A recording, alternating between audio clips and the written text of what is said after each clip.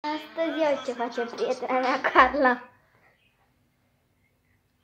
Hei, TikTok! Da, ea nu mai am TikTok-ul ca. Eu am TikTok și dacă vreți să vă abonați. Astea sunt. Da, să vede clar. Stai, nu se vede clar. Focusează-te. Alo, stai, dă mica. Ce telefon prost. Asta da.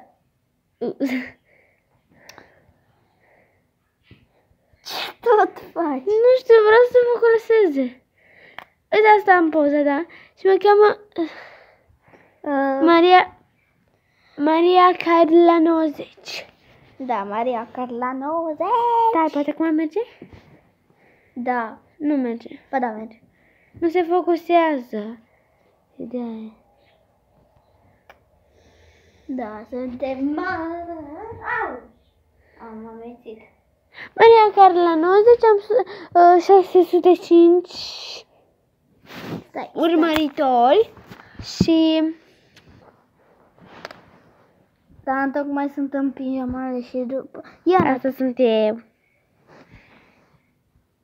Și v-am zis dacă vreți promovări. Dacă vreți, scrieți în comentarii. Da, da, deci, la mine, adică... Pa, pa!